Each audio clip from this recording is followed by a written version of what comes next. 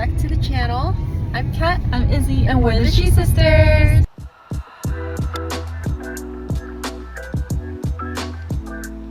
Today we are at the Callaway Eli Performance Center, and we both are getting fitted for our Smoke AI clubs. So we currently have the regular Paradigm clubs. So now We're gonna show Izzy's fitting first, and then in another video we'll show mine.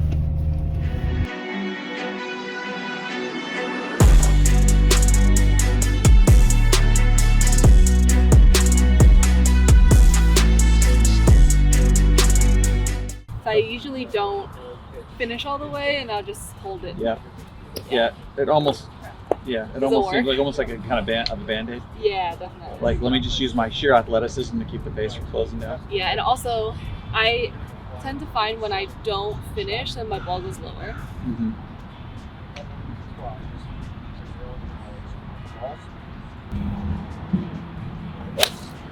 One thing that you know, if you look at like when people make the transition, working with people that are elite juniors to college, so then they start trying to play golf for a living, so then they're mini tours and then the bigger tours. One thing that they have to learn somewhere in there before they'll never make it to the big tour if they don't learn this. Is that you have to be able to figure out a method that allows you to swing your arm freely, use the club freely, and not have the ball hook. Because right now you're in that place where you've got good speed, you hit it solid, swing dynamics, things happen in the right order. But the geometry is off a little bit. I mean, the basic. Which makes the ball curved as well. And you're good enough to then say, okay, I'll just put my whole feet over. Yeah. But at some point, you can't go play golf where you're trying to manage. Free release might go left, might not go left, might go left. It's timing's too early. Better hold on to it. Like, you play that game over and over again. Right. So you never get up there and feel like you can just swing freely and not worry about the ball going sideways.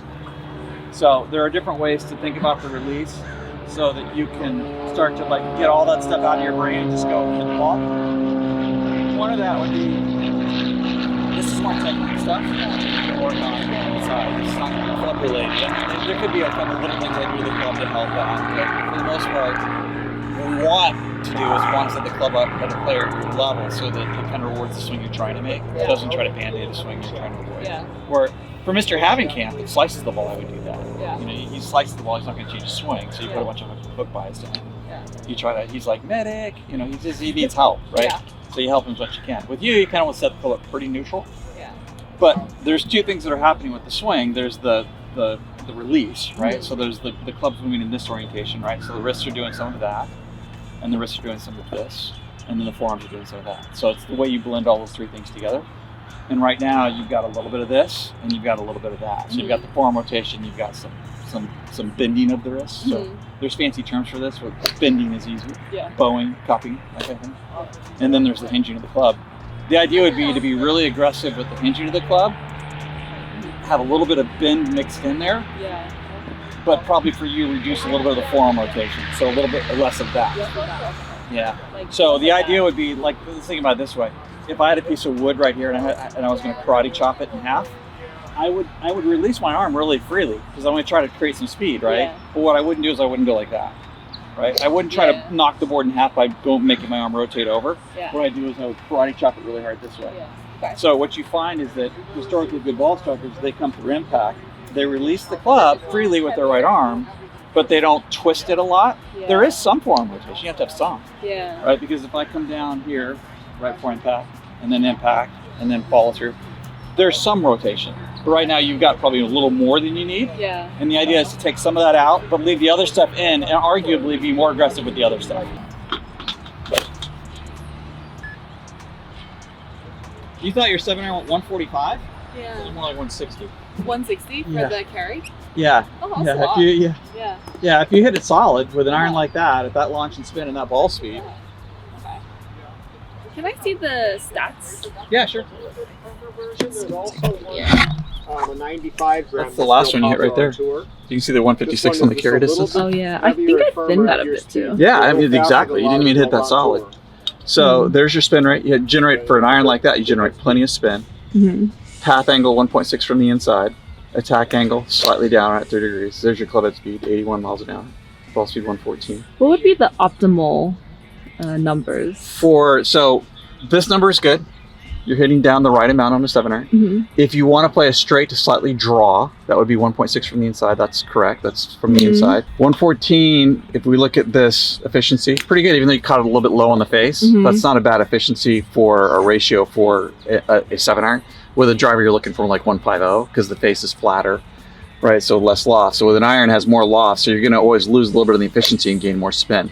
You actually generate a pretty high spin rate for a club that's strong lofted. That's why I'm saying it's okay to keep you on a strong lofted club. Like if I give you like a tour blade that was much weak lofted than that, it would turn into a 9-iron, 8-iron with the spin rate. Your spin rate would go to 7,500, which is more than you need. So you would start hitting it shorter for no reason with an iron like that. The other thing too is what causes the ball to curve is the backspin. Like people don't know that, but the backspin gives the ball lift. But when you come in, like say hit a cut with an open face, it's taking the spin axis and it's tilting it to the right like the wing on an airplane. So it's banking like an airplane. So if you have a higher backspin rate generally, then when you misalign the face and the ball curves, you're going to curve it more. Like if I walked up and hit 6-iron at 5,000 RPMs of backspin, and you hit a 6-iron at like 6,500, and we both have the face 2 degrees open, yours is going to curve more offline. It's got more backspin on it. Got it. So it's like sideways lifting to the right more. So we made the same size error in our swing, but yours is more offline.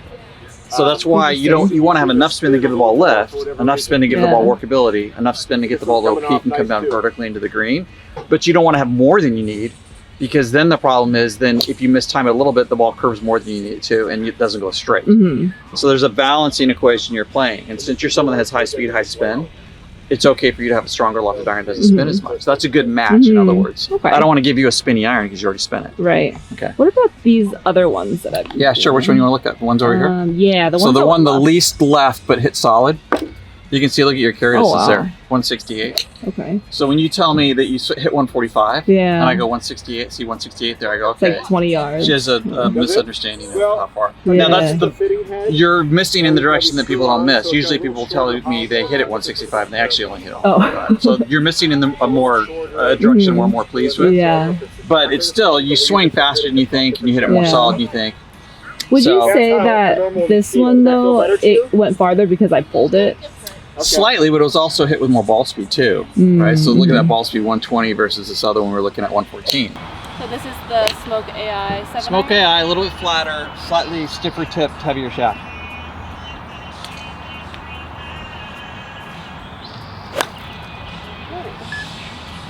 We'll call that a transition swing. It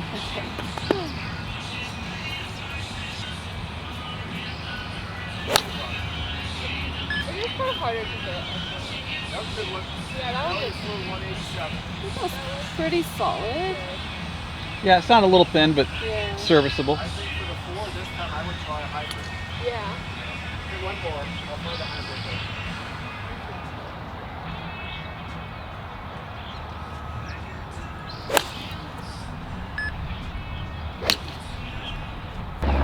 I think something along those lines with the lie angle is probably a good idea.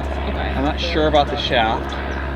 I might have overcooked it with the stiffness and heaviness of it. Project X. Yeah, so this is the same, out of the same family as yours, but yours is an IO. This is called an LS. LS meaning low spin, but primarily just means a stiffer tip on the shaft, but it's pretty stout. But even looking at this, even though we may find a shaft that's better, I think generally the head and the fact that it's a little bit flatter lie. See how the pattern tends to get a little bit straighter and a little bit closer to the center line, which we prefer. I see. Those are not, there was only one that was hit really solid, which is the farthest one. Farthest one to the left a bit. Yeah. I see. So So actually, no, your best one was here. Your best one okay. was here. The one that's a little bit more closer to this center line, that's the best one. That one you just hit a little bit low in the face and pulled it.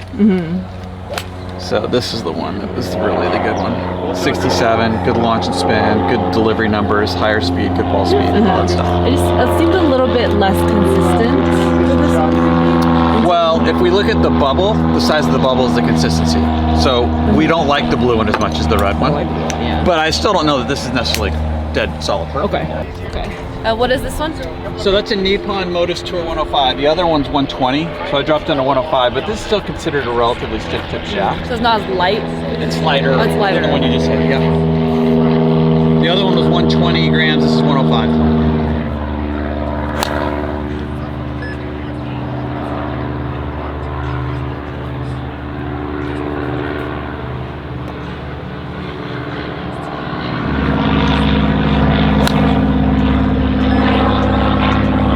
Usually if you see someone like miss hit the ball, like they forgetting where the ball even goes, just your contact on the club face gets worse suddenly. That's usually a pretty good indicator that for whatever reason you and the shaft are not in sync with each other. Like you don't quite like each other very much. So the other one looked better as far as that's concerned. I'm not convinced the other one's good either, like the best one. But so far this one, I'm just not happy with seeing suddenly shots that have struck that less solid. Because usually that's one of the red flags for shafts not being right. Is when people start spraying it all over the face. Because that's what happened with you. Like it timed up the face okay, but you couldn't find the center of the face as often. That's usually a kind of a hint that the shaft's not quite right. Okay. So this is called this is a dynamic gold, very popular shaft. It's called a mid, meaning not super stiff tip, not super soft tip, and it's 115 grams. So we've tried a 120, we've tried a 105, you have a 110, that's a 115. Right in the middle. Right in the middle. It might be the portage that's just right, we'll see.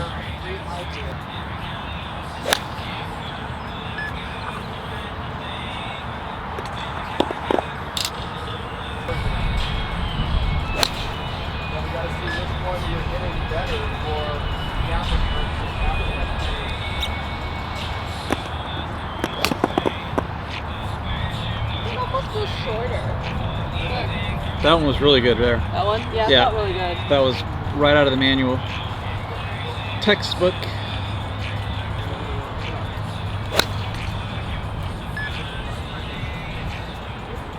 Even that one I don't mind. I like seeing that one show up a little bit more than the one that goes hard left on us. Yeah, I agree.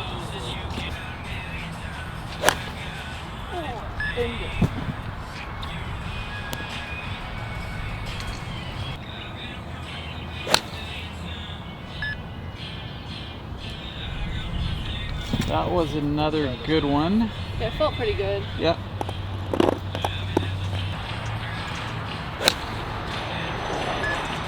You hit a couple of like...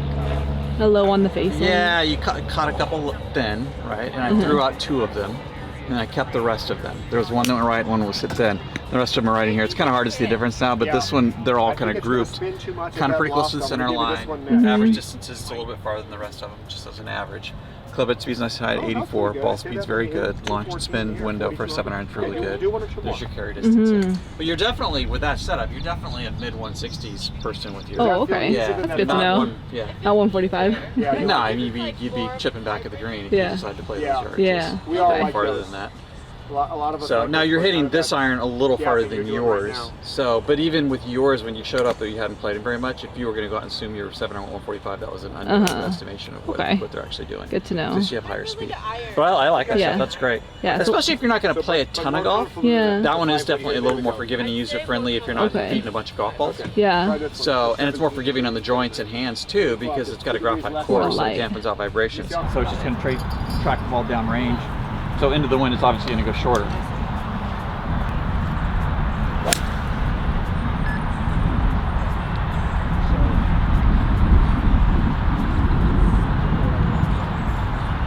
So good. What I would do probably with you is have them build you a 4 hybrid and a 3 hybrid.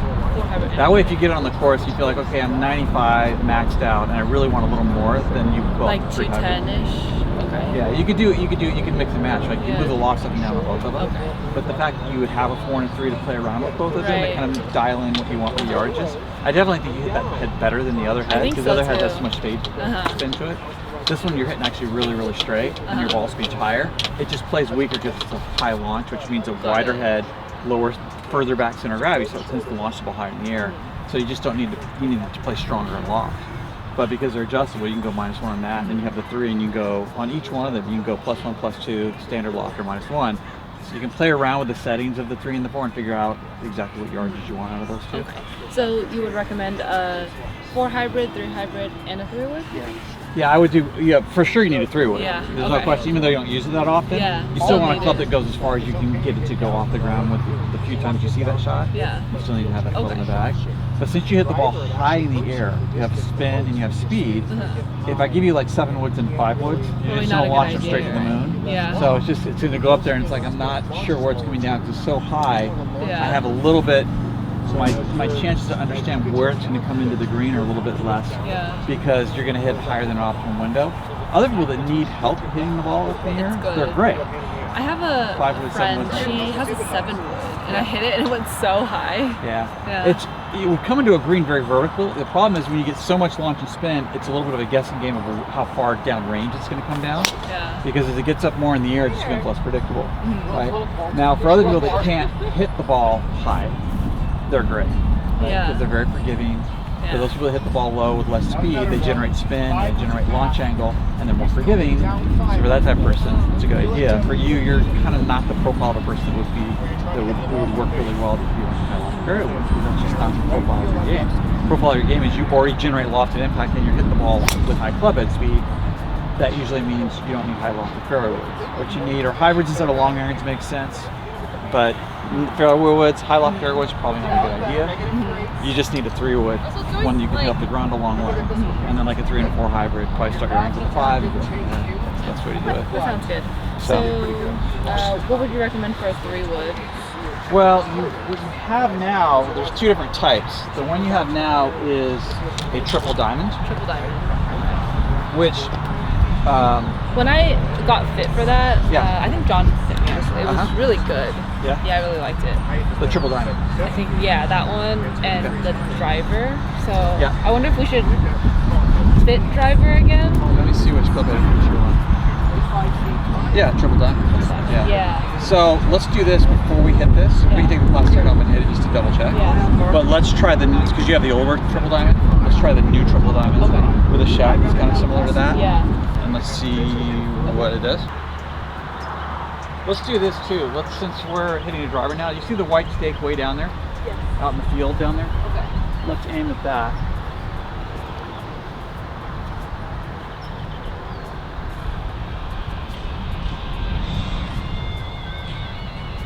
Okay.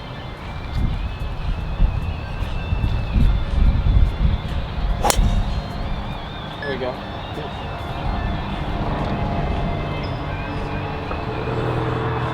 Same story, I missed the spin, but I know it was going to be awesome. It was really good, yeah.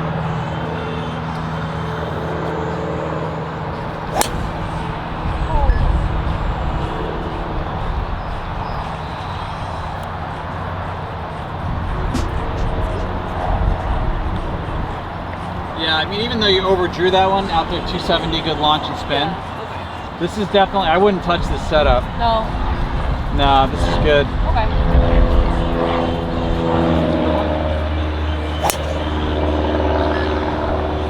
A little miss off the toe. Yeah, this is the only club you hit off the toe. The rest of them you hit a little bit over. Yeah.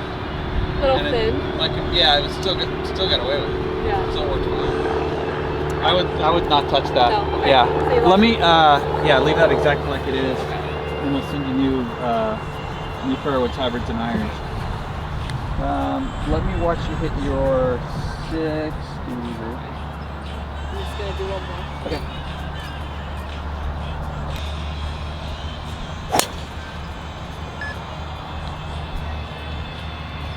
That one will be good too if it'll get it. It'll measure it. Yeah, it gets everything but the spin. Like ball speed was great, launch angle was great. Launch angle 15, ball speed 145.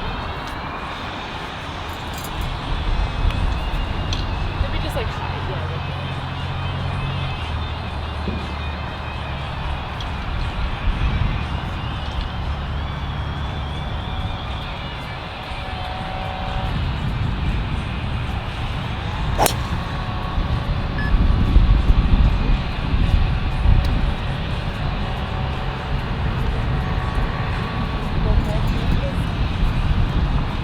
Of course, it got the spin rate on that one. Of course it did. Of course. See if we can get a good one if we get this too.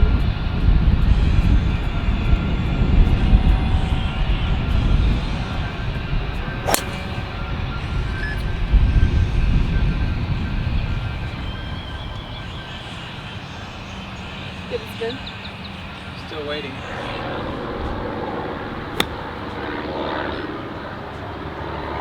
Ooh. Okay. All right. They're a little steep. Yeah, I was gonna say you're a little trappy with it, but not bad.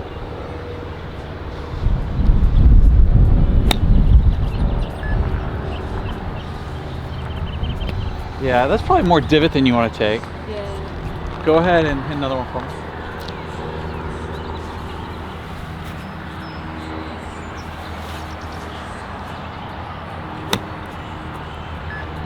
some of what you're doing there that contributes to your steeper angle of attack is that if you look at this type of shot, what you want to do is, this is definitely more like we talked about before, when you come through impact, there's going to be some amount of forearm rotation, especially when you're in the full shots. With you overdo that a little bit.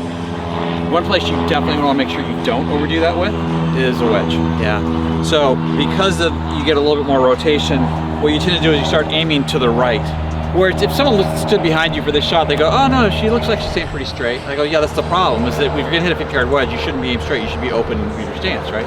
Because essentially when you start to hit half wedges, I'm gonna be doing this, right? I'm gonna be set up with an open stance, taking my hips out of it, and I'm gonna feel like I come through impact like this, right? So it feels like I'm using a little bit more of an underarm toss. I'm not gonna go like this and rotate the face a lot. So in fact, if I come through impact with a driver, right, that's what the driver looks like. But when I come through with a wedge, see how the face looks like this, not like that? Yeah. Right? So that means that my arm's going through this way. And the way you would set that up is if I was gonna throw it underarm, I would open my stance a little bit, get my shoulders and forearms square, and I would go like this, and I would go underarm straight through it. Well, if you do that, you set up open, and you come underarm, you can use the back of the club more, the bounce of the club more, and you see how I brush the grass without taking a divot? I'm just thumping the grass with the back of the club. Even back for of the such a flange. long shot. Yeah, 50-yarder, yeah. Now, at 60, 70, that's when you're gonna start to take a little bit more of a divot. Got it. You'll take some divot, you're just taking too much. Okay. Like that, you can see how the leading edge kept going deeper and deeper, got stuck in the turf. Like that's not where you wanna be at impact with a wedge, right? Because when you come in steep like that, you're gonna hit at all different heights of the face, and your launch of spin is gonna vary. That's why one's low, one's high, because different heights in the face with different angles of attack, especially steep angles of attack. You'll bloop one up in the air, then you'll catch one skin and then and squirt one. I do feel like I'm not that consistent with my wedges. Yeah. I can kind of get away with it, but sometimes I will chunk it like 20 yards. Well, anytime you start making the club going down to the ball like this too much, then your timing has to be really good to catch a solid. And for the most part, you'll usually hit little chunk, little thin, little chunk, little thin, and you're trying to hit it the same way every single time. Which means for 50, 40, 30, once you get inside that basket distance, you're gonna start using the back of the club more, not the leading edge. Now, full wedge, yeah, you'll use the leading edge more, you'll take more of a divot. Okay. You'll be squared up more with your stance, you're making more of a full swing. But with these half shots, you're taking more of a half swing. Okay. You're gonna basically open up your stance and swing more through this way. If I get aimed this way, you almost have to do that. If I greatly exaggerate, if I'm aiming over the red flags and I'm trying to make it go toward the yellow, I have to do that with the club to get the ball to go straight, don't I? Yeah. Whereas if I go like this and start to swing more this way, you see how I expose the back of the club more? As opposed to joining that way. Okay. Yeah. So let's watch a few more where you feel like you set up a little more open to it with your feet.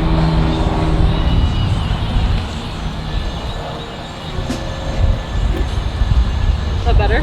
Yeah. For sure. Okay, let me show you one more thing here. I think we need to build you new wedges with a different lie angle too. Oh, really? Yeah, because we flattened your irons. And if anything, pros play their wedges even a little flatter than their irons. Especially half shots, you know, especially like the 60 degree and the 54, we want to flatten those down like 2 degrees since we're going flat 1 degree with the irons. But let's do this. So still too wide with the stance. You opened up more, that was good. Still too wide with the stance, gripping off the end of the club, not for a half shot, right? So if I was setting up this way, right, I'd set up with the club like that, and I'd start to go, okay, where am I gonna go to hit this shot? It'd be narrower stance, you see where my feet are pointed, right, like that. I'd probably have the face, I'd probably open it up a little bit, and then I'd put my hands more down in the middle of the grip. Because you're trying to get down where you can control the club head more, because we're not hitting for distance, right? We're hitting for control. So I'd set up something more like that. So your feet will feel a little closer together. You don't have to be the exact same distance from the ball that I am, but this is generally more of the alignment you'd want with your feet. Right, and you see how close they are together? Because you're just making a little half swing. So set up there next to those balls.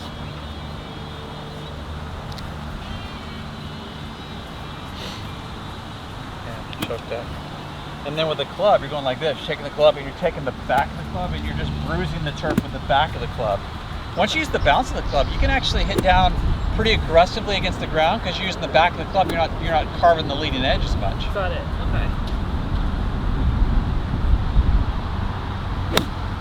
There we go. Nice. Okay. Now, will the ball go higher and shorter when you do it that way? When you present the club not like this, you present it. Yeah. Yeah. So you have to make a little bit longer swing. Bigger body. Yeah. a little backswing. And let's say that like for a half shot, you felt like, well, the 60 for this kind of setup, I don't feel like I can quite get it into the wind at 50 yards. Then you just do it with your 54. Okay. Right.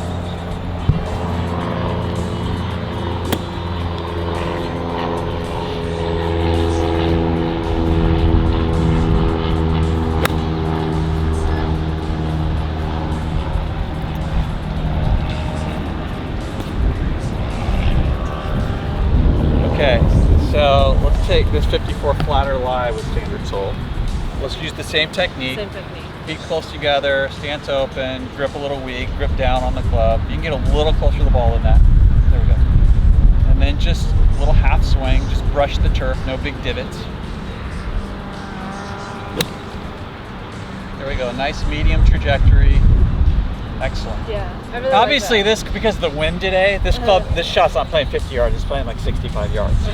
Right? So in this particular case, especially into the one where it's playing longer, you would take your 54 instead of your 60, because the 60 is going to get up into the wind a little too much, right? I feel like this method is like more forgiving.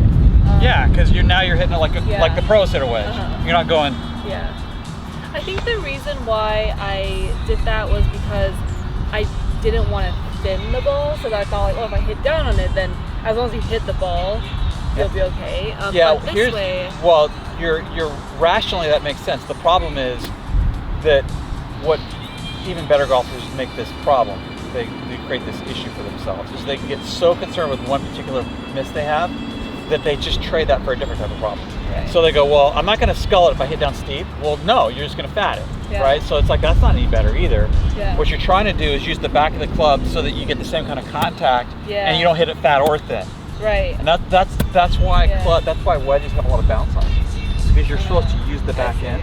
Because if you come in and use the bounce, and this is the first thing that hits the grass, you can hit it a little thin or a little drop kicky. And it's fine. And the shot turns out pretty good either way. Yeah. Whereas if you go like this, you start going down it like this, Yeah. if you mistime it at all, you're going to chunk it. Right. It's not going to go anywhere. Yeah, You're going to hit okay. 3 feet. That makes sense. Right, so always bruise the turf with the back of the club, don't use the leading edge.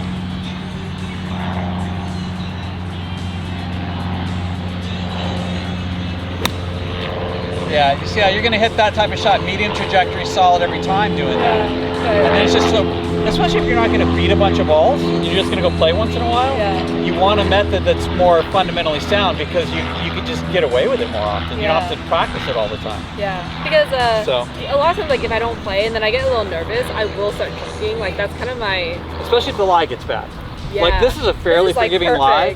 Yeah. Right? But let's say you get into the green Bermuda or you get some soft pan where it's tight but soft, that's the kiss to death. Yeah. You miss that even a little bit, the ball's gonna go 3 feet. Right. You're gonna look like a moron. Yeah. Right? And you don't have to miss it that much to get a really bad result in a situation like that. But if you're using the bounce of the club, you can actually hit the thing right off mud pretty darn good because the leading edge is not really touching. Okay. So that's what you want to do with that. That's good to know. And the other thing too, I would build you another 54. Another 50. Standard grinds on those is fine because you're hitting some full shots with those as well. Flatter lie angles. And also with your 60, I would give you a little bit more leading edge bounce with more relief. So you have a standard sole, which is standard width, 10 degrees. I put 12 on the front and leap off the back, so you can take the face and open it up, and you can hit like a high soft shot off like hard pan when you have this relief carved off the back like that. So that's an X grind. It's a more advanced grind, but that would be good. Sorry, could you repeat that last part about the 60? Yeah. So your 60 is this one, right? So just standard sole width, medium sole width, medium bounce angle at 10. But if you take this one with the flange this wide and you try to open up the face, the leading edge, look over here. The leading edge, when you start to open the face because of the flange, you see how it starts to lift up? So if you're trying to hit like a little high soft shot off a hard pan lie, when you have a lot of flange, it tends to lift the leading edge so much that you can scull the thing, right? So this one, because it has relief, it gives you a little bit more freedom to generate a little bit more open, and this doesn't lift quite as much because of the relief back here. So this gives you more versatility for that shot, but because the sole is effectively narrower with this relief, I put more front end bounce, so 12 degrees instead of 10. So if you do get a little more forward handling, you get a little steep on it, this is going to go through the turf better than the 10. So that's why I think this is probably a better option for you in the 60. And then 50 54, 54, 50. and 50 same. Standard grinds on those because you're hitting full shots with those. So 50, 54 standard, and then this is called the X grind 60X. And then what I would do is, the other thing too I would probably do is I might bring you, because to me, when you start using the bounce more, you're going to launch it higher. It's going to go shorter. So I would probably do this, the lob wedge at a 58 instead of a 60.